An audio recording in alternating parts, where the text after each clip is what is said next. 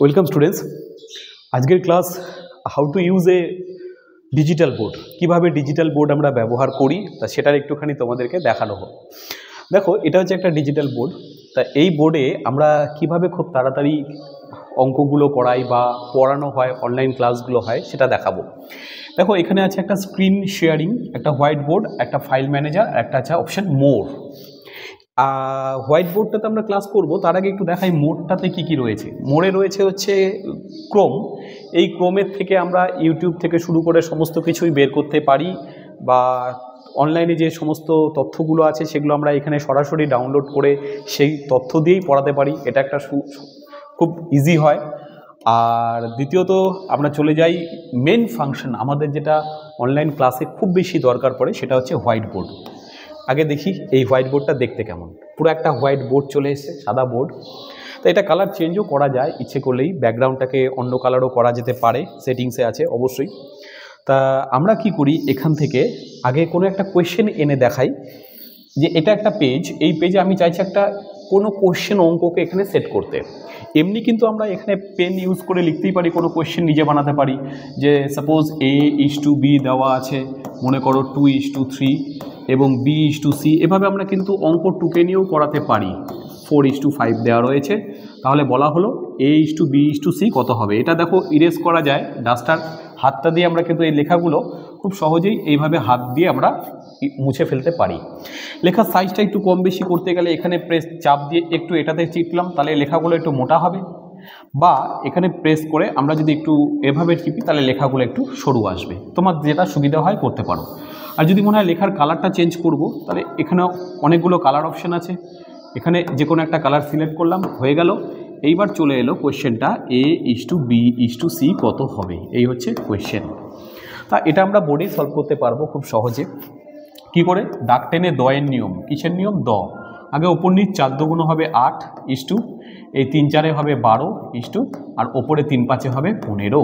অর্থাৎ ABC এর সঠিক মান চলে এলো আমাদের হাতে, কিন্তু ABC এর সঠিক আনসার হয়ে গেল আমাদের 8:12:15। এই হচ্ছে অঙ্ক আনসার। তা আমরা বোর্ড ইউজ করে যেমন করতে পারি, তেমনি এই পুরো বোর্ডটাকে একবারে মুছে ফেলতে পারি। ইরেজার একটা অপশান আছে, গেলাম, জাস্ট স্লাইডটাকে ক্লিয়ার করলে পুরোটা একবারে মিশে যাবে। এই দেখো মিশে গেল। বা ওহো, এটা তো আমার মেশাতে হতো না, আমি চাইছি ব্যাক করতে, আনডু করে দাও, আবার তোমার লেখা ব্যাক করে চলে এলো।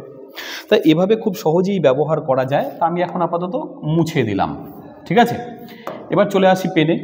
এবার আমি চাইছি এখানে একটা কোনো অঙ্ক নিয়ে আসতে, অঙ্কের ছবিটা। তাহলে ইনসার্ট বলে একটা অপশান আছে, এখানে ইমেজ পেলাম।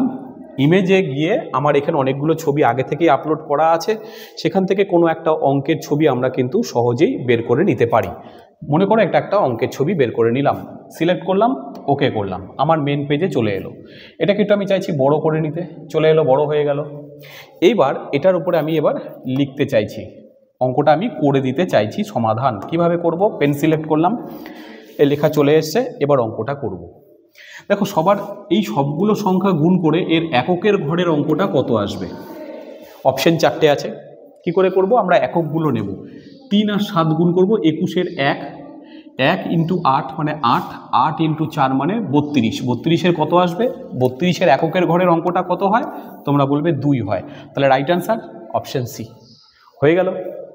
এবার আমি চাইছি নেক্সট পেজ, এই পেজটা যেমন আছে তেমন থাকুক। তাহলে এখানে একটা আমরা যদি প্লাস চিপি, তাহলে আমরা পরের পেজে চলে গেলাম, পেজ নাম্বার 2তে চলে এলো। এখানেও আবার ছবি এনে অঙ্ক করানো যেতেই পারে, রিজনিং করানো যেতেই পারে। তো এই বোর্ড কিন্তু ব্যবহার করা ভীষণ সহজ। তুমি যা ইচ্ছে লেখো, একসাথে দুদিকে দুজনে অপারেট করতে পারবে।